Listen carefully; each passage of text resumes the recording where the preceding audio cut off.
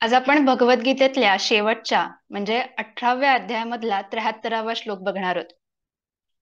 मामासाहेब दांडेकर यांनी संपादित केलेल्या सार्थ ज्ञानेश्वरीमध्ये 18व्या अध्यायाचं वर्णन खूप छान केलंय. आत्ताच्या काळात आपल्याला ते शब्द जड वाटतील, पण अर्थ खूप महत्वाचा आणि लक्षात ठेवण्यासारखा आहे. त्यात म्हटलंय, वेदरत्नांच्या डोंगरावर उपनिषदांच्या पठारातून उत्तम रत्ने काढून शिल्पज्ञ व्यासांनी त्यांचे हे गीता मंदिर तयार केले. हा 18वा अध्याय त्या मंदिराचा कळस आहे. देवळाच्या कळसाचे दर्शन झाले म्हणजे त्या देवालयातील मूर्तीचेच दर्शन घेतल्याचे जसे फळ मिळते, त्याप्रमाणे ह्या 18व्या अध्यायाच्या अध्ययनाने संपूर्ण गीताशास्त्राचं अवलोकन केल्याचं श्रेय मिळतं. हा 18वा अध्याय म्हणजे मागील सर्व अध्यायांचे तात्पर्य सांगणारी एकाध्यायी गीताच आहे. पुढे असंही म्हटलंय, 18व्या अध्यायाचे असे जरी वैशिष्ट्य असले तरी गीतेचे बाकीचे सर्व अध्याय, या अध्यायातली श्लोक व श्लोकांची पदे ही सर्व मूळ सिद्धांताच्या दृष्टीने सारख्याच महत्वाची आहेत. 18 अध्याय व 700 श्लोक मिळून एकच सिद्धांत गीतेने सांगितलाय, व तो म्हणजे जीवाच्या मागचे संसार दुःख जाण्यास ज्ञान हाच एक उपाय आहे. अशा या 18व्या अध्यायातल्या शेवटच्या काही श्लोकांपैकी एक आणि गीता नित्यपाठातला शेवटून दुसरा श्लोक आपण आज बघूया. या श्लोकाच्या आधीच्या श्लोकात म्हणजे 18व्या अध्यायातल्या 72व्या श्लोकात भगवान श्रीकृष्ण अर्जुनाला विचारतायत की, हे पार्था, तू एकाग्र चित्ताने हे सर्व श्रवण केलंस ना? तुझा अज्ञानापासून उत्पन्न झालेला मोह पुरा नष्ट झाला का? ह्यावर उत्तरादाखल अर्जुन म्हणत आहे, नष्टो मोह स्मृतिर्लब्धा त्वत्प्रसादात् मयाच्युत स्थितोस्मी गतसंदेह करिष्ये वचनम तव. याचा गीता नित्यपाठात दिलेला अर्थ बघू. अर्जुन म्हणतोय, हे अच्युता, आपल्या कृपेने माझा मोह नष्ट होऊन गेला आणि मला स्मृती प्राप्त झाली.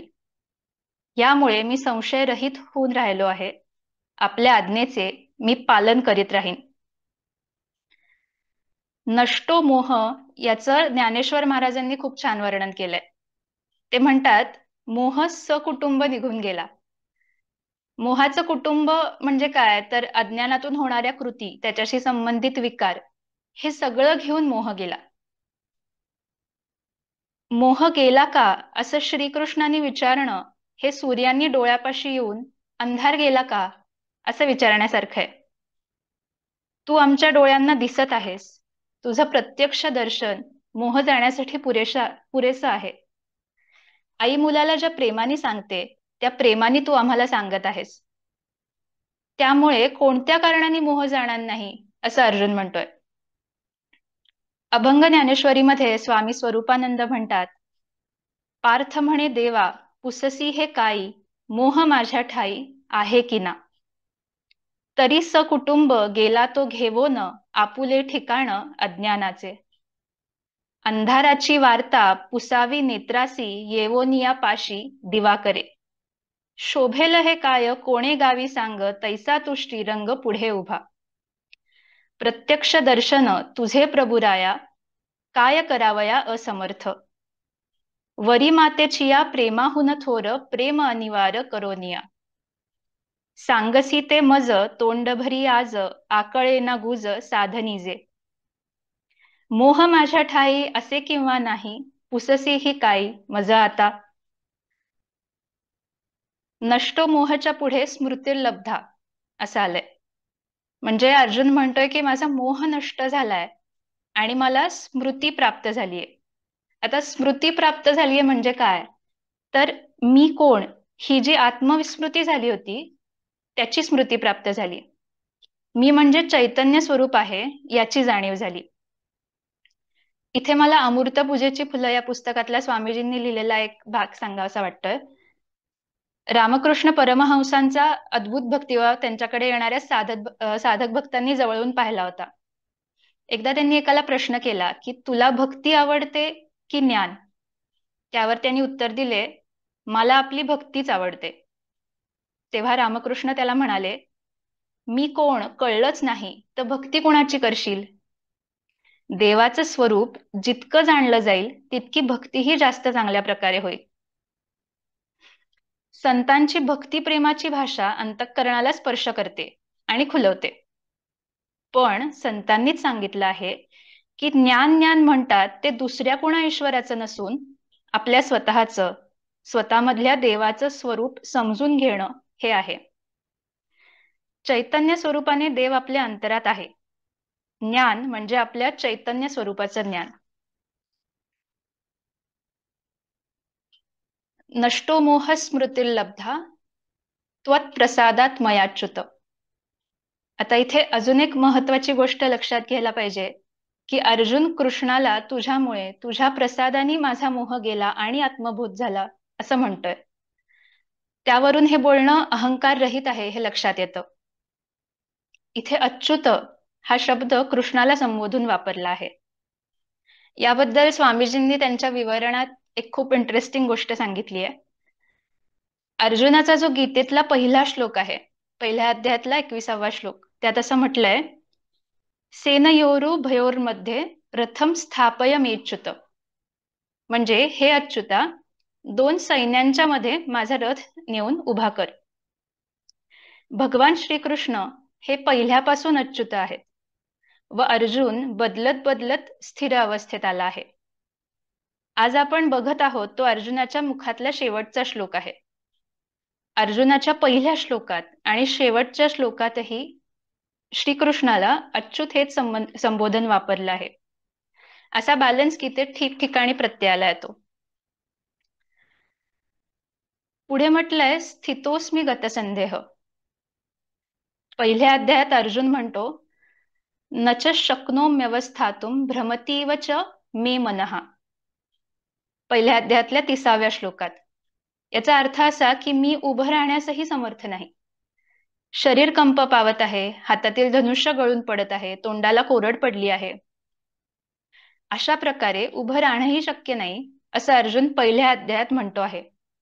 आणि शेवटच्या अध्यायात स्थितोस्मी, मी स्थिर झालेलो आहे असं म्हणतोय. शारीरिक दृष्टीने तर आहेच, पण वैचारिक दृष्टीने पण अर्जुन स्थिर झालेला आहे. स्थितोस्मी गतसंदेह म्हणजे कर्मविषयक सर्व संदेह नष्ट झाले आहेत. पुढे आहे करिष्ये वचनम तव. आता इथे तू म्हणतोस म्हणून करतो, नाही तर मला तसं काही करायचं नाही अशी अर्जुनाची भूमिका अजिबातच नाहीये. मला जे ज्ञान प्राप्त झालंय ते तुझ्यामुळे, त्याचे उपकार ऋण फेडणं शक्य नाही. पण तुझ्या इच्छेनुसार कर्म करणं ही मी सेवा मानतो व तू मला आता काहीही आज्ञा कर ते मी करीन. एवढं एकच कर्तव्य कर्म मला राहिलेलं आहे, म्हणून करिष्ये वचनम तव असं म्हटलंय.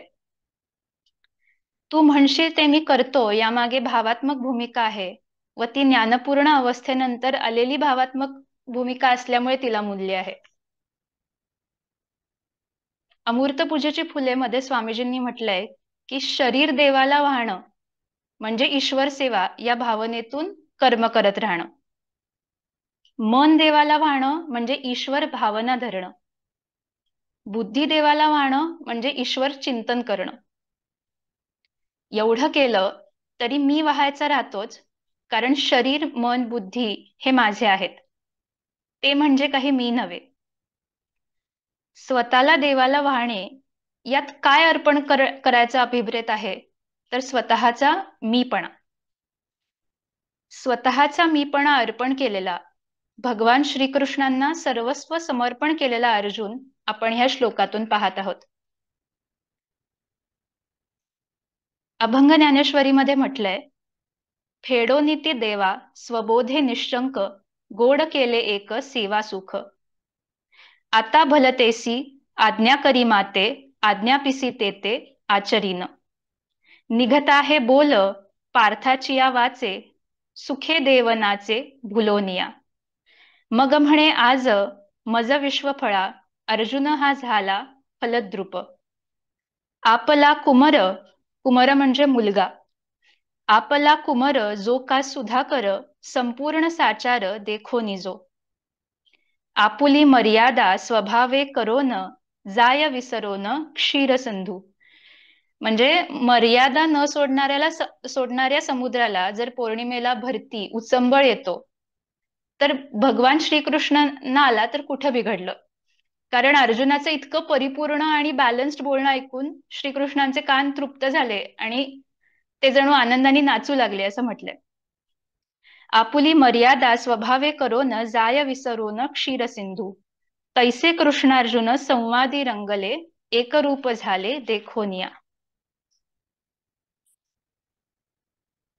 आपण पाहिलं की अर्जुनाचा हा शेवटचा श्लोक आहे.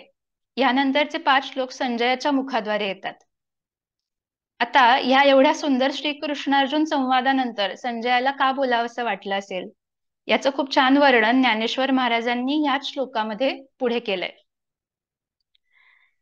हा संवाद ऐकून संजयाला खूप आनंद झाला व तो हर्षभरित होऊन धृतराष्ट्राला म्हणाला, व्यासांच्यामुळे या संसार प्रवाहात वाहून जाण्यापासून आपण रक्षिले गेलो. संसारात लागणारे साधे चर्मचक्षु पण तुमच्याकडे नाहीत, पण ज्ञानचक्षूंमुळे तुम्हाला ज्ञानदृष्टीच्या व्यवहाराला आणलं. मी साधा अश्वपरीक्षक असूनही माझ्यासारख्या माणसाला हा संवाद प्रत्यक्ष ऐकण्याचा योग आला. ही केवढी मोठी कृपा. आनंदे तन्मय होवोनी संजय राया लागी काय म्हणे ऐका. देखे देखे राया रक्षिले सुदैव, देखे देखे राया रक्षिले सुदैवे, कैसे व्यासदेवे आम्हा दोघा. चर्मचक्षु तेही नाहीत तुम्हासी, परी दिली कैसी ज्ञानदृष्टी. तुमचा सेवक अश्वपरीक्षक सामान्य मी एक असो नाही. श्रीहरी पार्थाचा संवाद हा भला आम्हा ऐकू आला व्यासकृपे. एकीकडे संजय हर्षभरित झाला आहे, तर दुसरीकडे धृतराष्ट्रावर या कशाचा काहीच परिणाम होत नाहीये. शीतल स्पर्शोत चंद्राचे किरण, द्रवे ना पाषाण परी जैसा. तैसा धृतराष्ट्र कोरडाच राहे, बोल ऐकोनी हे संजयाचे. रायाची ती दशा संजये देखोन, संवाद वर्णन थांबविले. परिस्वानंदे तो वेडापिसा झाला, म्हणोनी लागला पुन्हा बोलो. भुलोनिया गेला हर्षावेगे तेथ, म्हणोनी बोलत रायापासी. एरवी हे काही रायाजोगे नाही, निश्चये हे तोही जाणतसे. म्हणजे धृतराष्ट्राला याच्याशी काही घेणं देणं नाहीये, ते त्याच्या कळण्याच्या पलीकडे आहे हे समजूनही संजयाने त्याचं बोलणं पुढे चालू ठेवलं. कारण तो त्या आनंदाने स्वानंदाने इतका हर्षभरित झाला होता की त्याला ते प्रकट केल्याशिवाय राहावलं नाही. त्यामुळे ह्या पुढचं संजयाचे बोलणं आहे ते आपण पुढच्या स्वाध्यायात बघूया. भगवद्गीतेच्या पाठाने आपली मनोभूमिका ही अर्जुनाप्रमाणे मोह नष्ट झालेली, स्वधर्म स्वकर्म यांची जाणीव असणारी आणि स्वरूपाचे ज्ञान असलेली होवो, हे मी स्वामींचरणी प्रार्थना करते आणि त्यांच्यामुळे झालेला हा स्वाध्याय त्यांना अर्पण करते. हरिओम.